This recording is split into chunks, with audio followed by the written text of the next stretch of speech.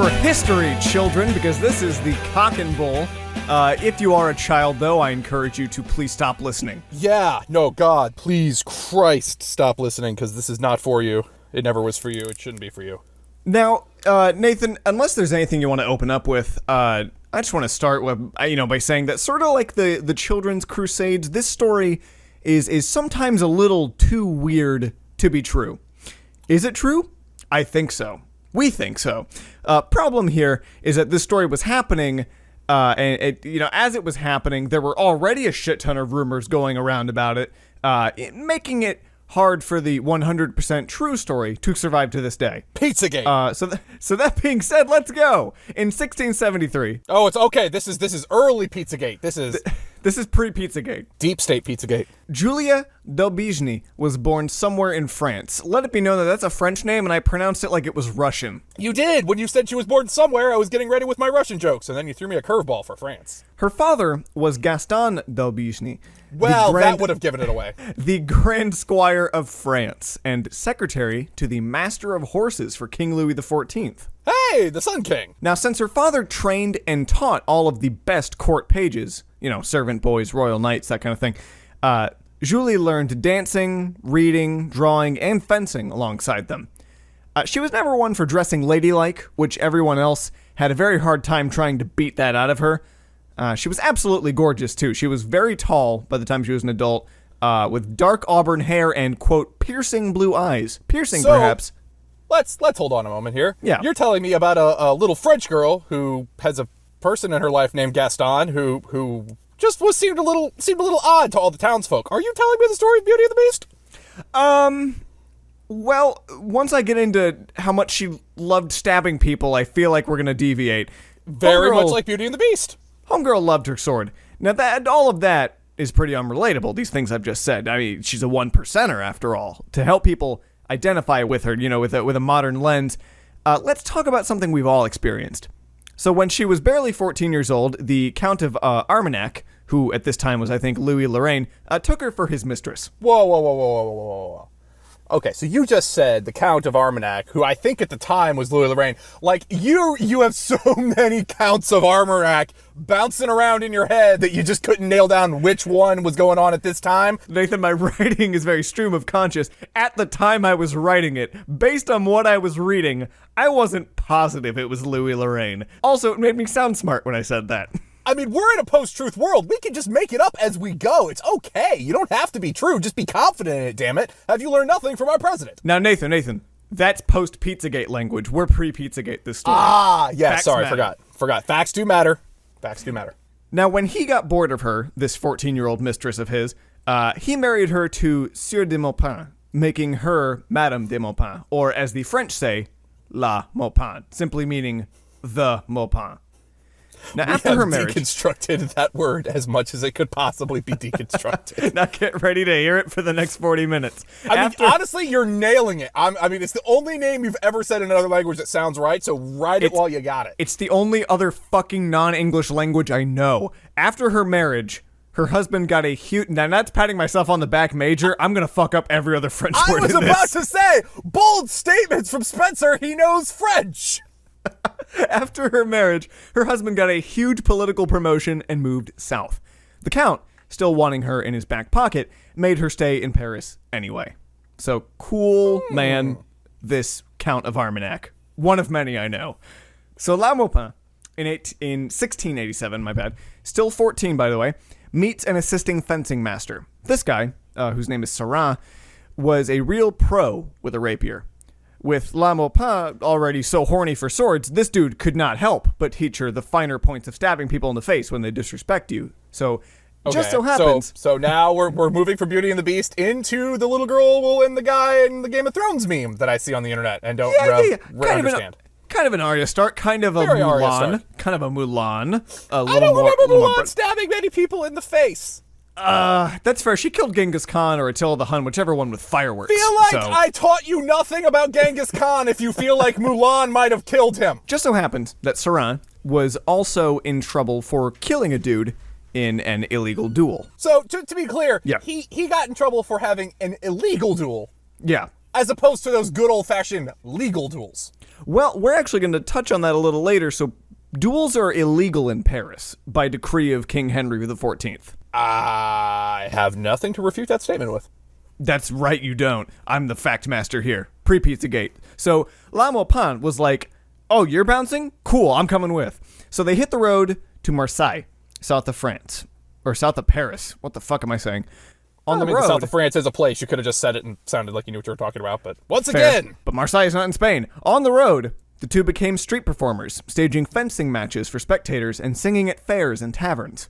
It was around this time that La Maupin became known for dressing in male clothes without hiding the fact that she was a woman. It was kind of like her look. If you look at pictures of her, though, the artist depict her outfits like she was like Pennywise or something. It's very upsetting. The portraits now. they chose to paint of her. So beautiful lady face and long flowing hair, and then dude aesthetic from neck down. So basically, like early drag, like gender fuck, like Sure. late 70s, like Atlanta drag, just messing with people's minds. Yeah. She was rubbing it in the 1600s collective face that she was a badass with a vagina. So I like it. Once the two made it to Marseille, La Maupin's act was finally ready to go solo. She ditched that dude. She's going solo. Here's what she'd do. She would step out into crowds of really drunk dudes and sing a couple of songs. And then she would say, so who wants to duel? And naturally, some dude would be like, okay, let's fucking go. But Maupin wasn't ready to fence yet. See, first, she had to sing a third song, which was tailor-made to shit all over the schmuck that just dared to fight her.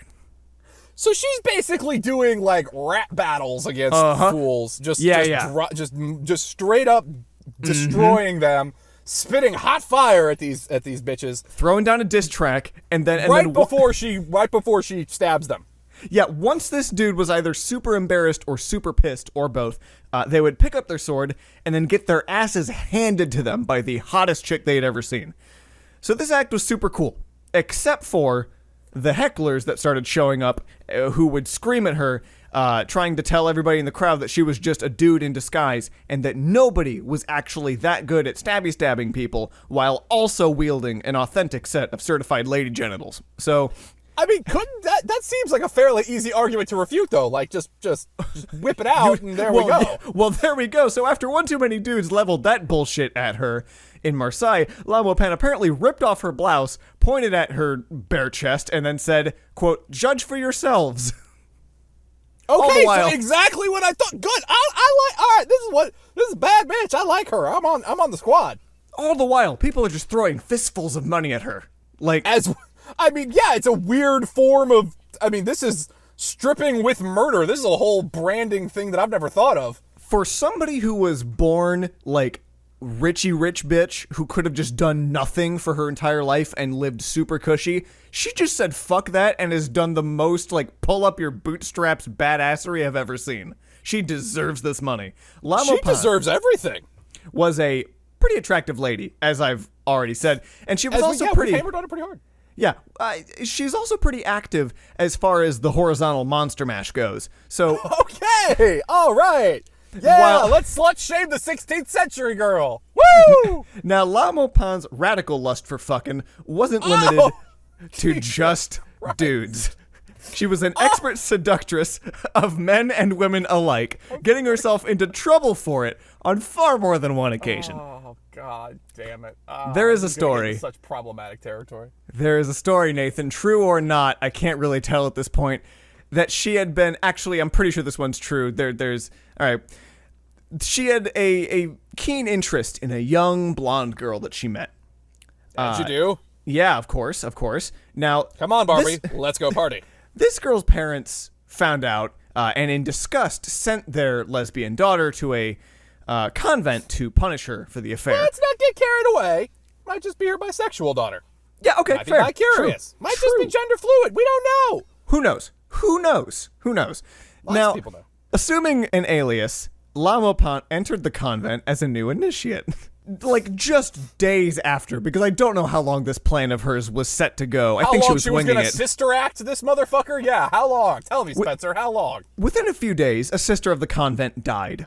And then La Maupin exhumed that nun's body from the mortuary, placed it. Why? Please don't. Why? Placed it in her lover's bed. Why? And then set the entire building on fire, creating a distraction for her and the girl to escape. Just why? What? You're kidding? So the whole plan was, we need a body. And so they just burned the place to the ground and like gave it plot. No one's gonna go. There's no 18th century CSI. What are you doing, people? You don't need dental records to fuck this up. Just leave. No one will know. She's in a convent.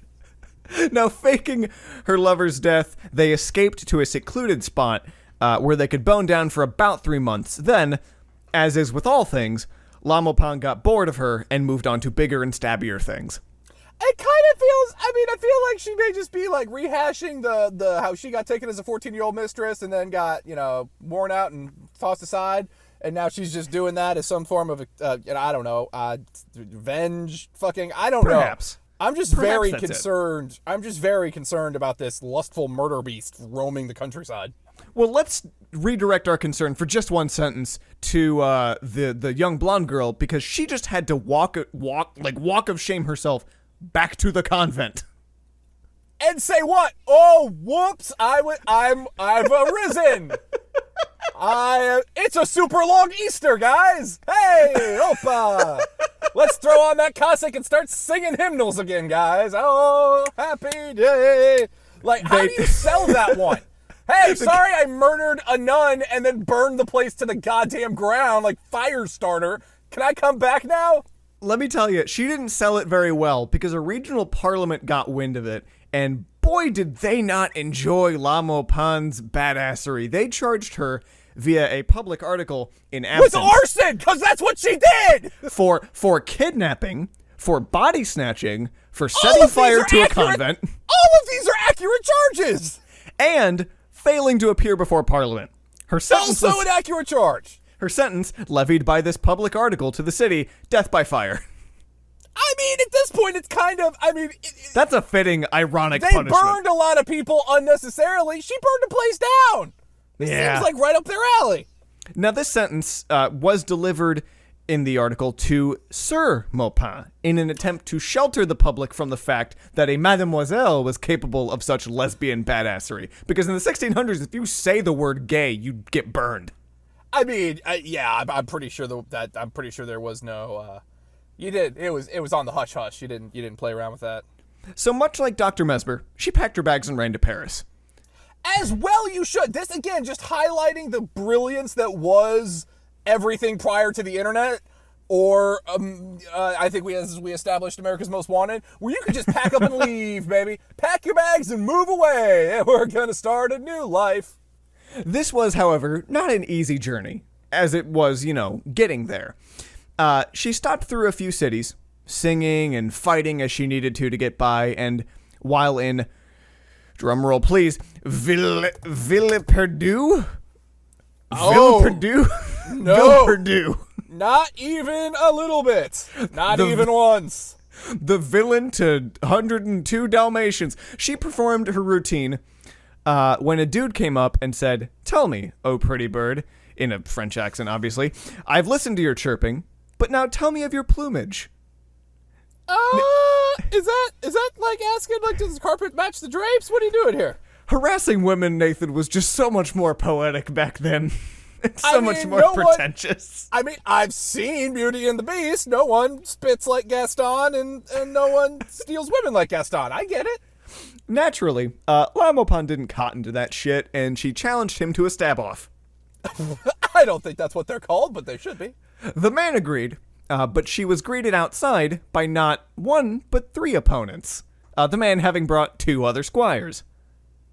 Oh, well, they brought squires. That's cheating. They're just little bitch boys. She took on all 3 at the same time, and the fight was over just as soon as it started when she ran the guy through his abdomen with her entire blade. That kind of puts the bitch boys off once you've shish kebabbed their master. She then yanked the sword right back out, supposedly giving him enough time to turn around and see the blade sticking out of his back. Oh. Sheathing her blade, turning around and walking back to her hotel room. Because badasses don't look at the explosion. Or the entrails falling out of their victims as they walk away. That night, though, she was overcome with guilt. That does not seem like her at all. No, she visited the local barber, where the man was being treated in surgery. Dissect that one real quick. Wait a minute. Hold on. I understand the barber surgeon thing. Yes, that was the spindle and the red, yellow, white, and yeah, I got it. But at what point was, because I know modern medicine's a miraculous thing, I don't know if impaled on the sword is exactly something that I'm going to go to the barber and have treated. Now, I think the only reason he survived it is because it was a rapier. You know, the really skinny, pointy one, not like a broadsword. Okay, so what you're saying, Spencer, is that you're going to come over tomorrow and I'm going to get a real thin needle and I'm going to impale your ass. Look, this is setting ourselves up for a Sean Hannity asking to be waterboarded kind of thing. So I'm going to I'm going to keep reading the story as a weird form of pity or apology. She spent the next month just banging that dude in the city in his hospital bed. Yeah. Hold on. The dude that she ran through like a goddamn fish? Uh-huh. Just fucked his brains out for a month. What the fuck? Yep. She felt bad for him. I understand pity fuck. I'm an unattractive person. I get the concept. I don't understand how you stab a guy and then go, hey, doc, you fixed him, right? Cool. That dick worked, though? Okay. That guy, by the way, son of the Duke of Loins. That's Duke of Loins? Loinet, maybe? I mean, loins just feels appropriate because of the does feel the more dick appropriate. Reference. Yeah, but it does feel like a Brazzers setup. But it doesn't really feel like a French name. The two's affair was passionate, though short, as he was soon given orders from the king to return to his regiment that was currently riding through Germany. Homeboy had to speed up. Me? He has a hole in him, an extra. He got an extra hole. He had a Either she didn't really stab him all the way through. Because I don't care. There's nothing that goes all the way through and you don't hit something important. Fair. I mean, they say the abdomen, which, I mean, she gives another dude a similar treatment later, and he does fine, but... I'm starting to feel like they're making this bullshit up. Maybe, but bear with me. They split at the border of France and Germany, swearing to reunite one day. They're not going to reunite. No, I mean, she's a very flaky girl. Maupin continued her routine on her route back north, finally feeling safe enough to return to Paris without that whole death by fire thing coming back around. Oh, I forgot about that. So it just so happens that in those crowds, though, that she was performing at every other night, were talent scouts. No, shut the fuck up. They really liked the cut of her jig when it came to singing. France's next top model idol? Yeah. What the fuck is going on here? Yeah, kind of like that. She had what was apparently called a really good, quote, melodious contralto voice, which I only mention knowing that at least one person listening to this is some kind of music major, and now you can pat yourself on the back for knowing what that meant. Now, my wife is not listening to this. We all know that. Now, best of luck finding a job, whoever you are. So, in 1690, La Maupin was really in her element among the folks at the Paris Opera. Hi, Stephanie. She also, overnight, went from being a street fighting champ to the lead of an opera in the Paris Opera. Now, don't get it twisted, though. I mean, number one, the talent scouts brought her there, and they said, actually, we don't like you. And then a week later, she did it again, and they're like, never mind, we like you. So these talent scouts are fucking getting drunk, listening to her, thinking it's the best thing ever, and then sobering up and going like, oh, wait now. If nothing else, you have to remember, okay, she was either really good at stabbing or really good at singing. I don't remember which one. Either way, let's get this girl in front of some curtains. Oh, God. Now, she was in her element, but don't get it wrong, she had some beef behind the curtain. One cast member, Louis de Malcy. I mean, and that, by the way, it's de Malcy or it's Dimitri. It's something similar with a D. I don't know. 3 different sources give 3 different names. Bottom line, one actor, we'll call him Louis, was said to have been speaking very rudely to a friend of La Maupin's. Now, he didn't really realize that she was friends with Frances Brienne of Tarth, so she strolled up, told him to show some respect, and he brushed her off and said, "Fuck off, bitch." Bitch, you about to get run through! La Maupin quietly replied, quote, "It doesn't end here." Oh, Jesus. It's like that Arthur meme where she's just grabbing like, oh, It's exactly that Arthur meme if you put a rapier in her hand. oh, I'm gonna stab your shit. When he walked home that night, alone, in the dark of Paris, he was surprised to see none other than La Maupin standing alone in the street just up ahead. She drew her sword. Jason. She drew her sword and demanded a duel. When this bitch refused to draw his sword, La Maupin said, "Cool," and then beat the ever-loving shit out of him with a wooden cane she had. Why did she have that too? Where is she storing all this beating accoutrement? That was probably from a nearby homeless man. She was like, "May I? I'll give it right." Cool. Excuse me, pardon? Whack, whack, whack. Then she stole all his valuables, namely his pocket watch and his snuff container. As you do. I believe they actually called it a snuff kit. Now, when he showed up to work the next day with black eyes and bruises, his excuse was that a gang of dudes jumped him with hammers, and he tried to fight them off, but there were too many. This is very, we are very different than these people sometimes, but then we are very much the same. This is classic dude, bro. Like, you can't say that the girl beat the crap out of you. There were 4 dudes that had big clubs and dogs. Oh, fuck, man. It was crazy. They were 9 feet tall. Oh, God. Oh, God. shit. You ever seen The Rock? Oh, man. It was 40 of them. They looked like Gaston. You know Gaston. A small militia. A German militia attacked me in the streets. I tried. All I had was 5 swords. All right. La Maupin piped up and said, "Is that right?" as she dangled his pocket watch in front of everybody. Oh, bitch. Oh, she got Snapchat of you. She had pictures. She forced Louis to grovel on hands and knees before she gave his shit back. Oh my God. All right. In all honesty, she's a fucking psychopath bully. She is like the definition of every bully in every school. There was not like she had a bad thing happen to her when she was a kid, but now she has just turned that into like a psychopath level amount of just awful. Now, don't get me wrong. You don't have to be a good person to be a badass. Maupin. Definitely true.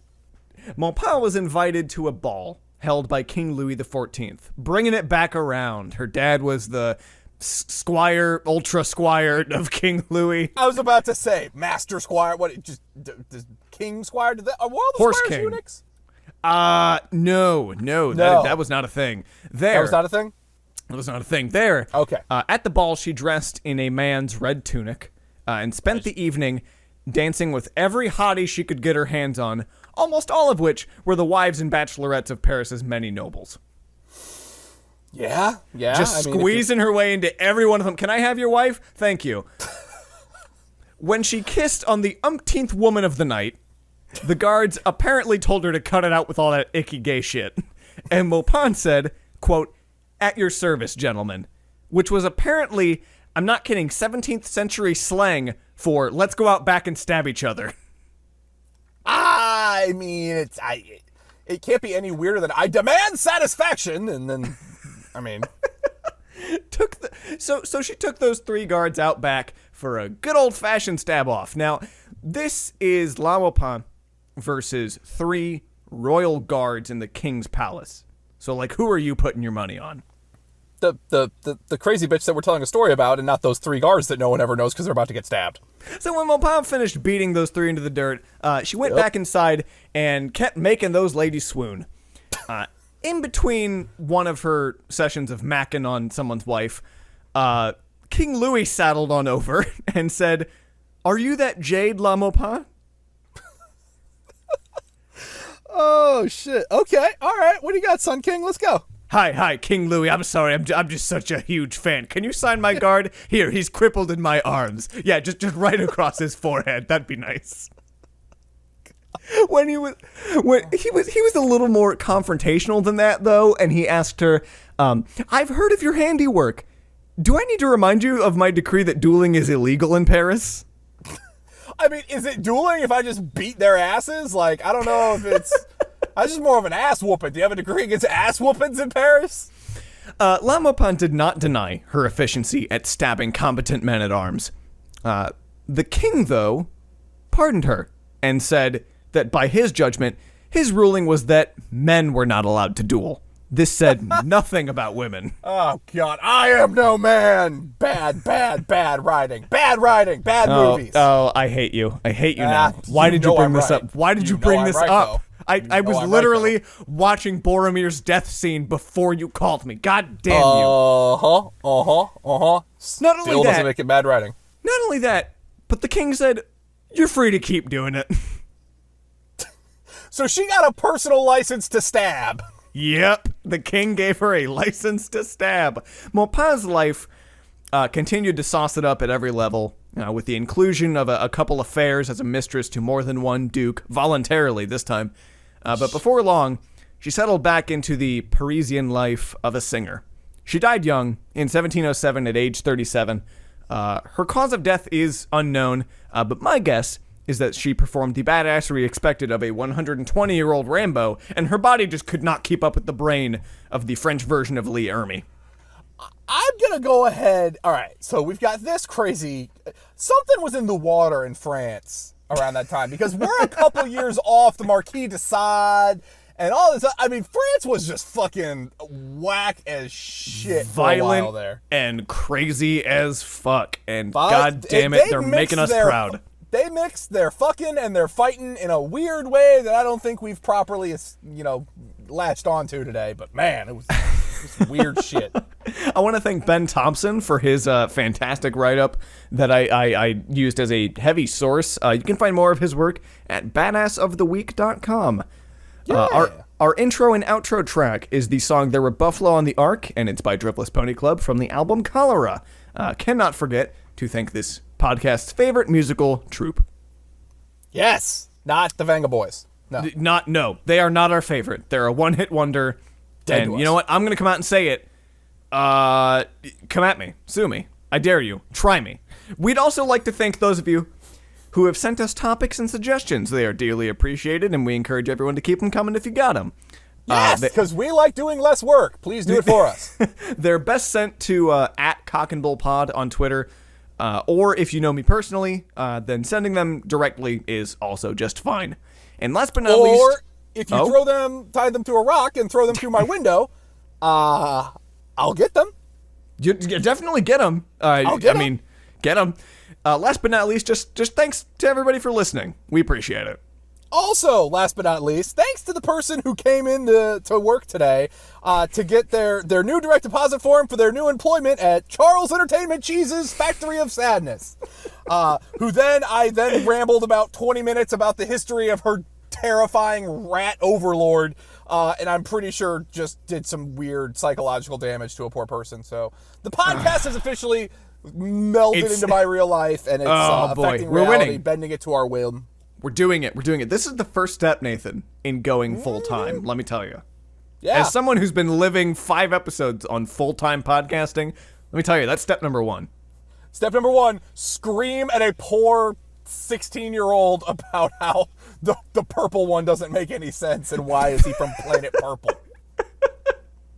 Also, apparently, they do a great job of indoctrinating them there because she knew a lot about the lore that I would not have expected. Oh, fuck off. No, like, that's the training video. It's not how to not sexually harass somebody. Those kids, like, animatronics don't even exist anymore. She knew all their names, what instrument they played, like, their backstory. Son of a bitch. Apparently, they have some, like, deep propaganda indoctrination when you get hired on at Charles Entertainment Cheese. If somebody can secure a Chuck E. Cheese training tape, I need you to send it to me. Yes. Please. Yes. Also, apparently, get me the recipe for the pizza. She said it's still fire. Look, I'm telling you, not only is it fire in the proverbial sense, it is literally just hold it over an open flame. Also, I had a child, so we can actually, like, legit just get into Chuck E. Cheese now. Like, they can't stop us. He's our in. Yes. They literally can't tell us no. You heard it, folks. Episode 100 is coming live from Chuck E. Cheese. Live inside the mouse costume. We are performing briefly in front of a live audience. We will be on the stage, flanked by Purple, the weird mascot, and Pasquale, the racist stereotype. All right. Until they throw us out of the fucking Chuck E. Cheese. They can try, but once I'm in that ball pit, I am like a shark. Next week. Next week.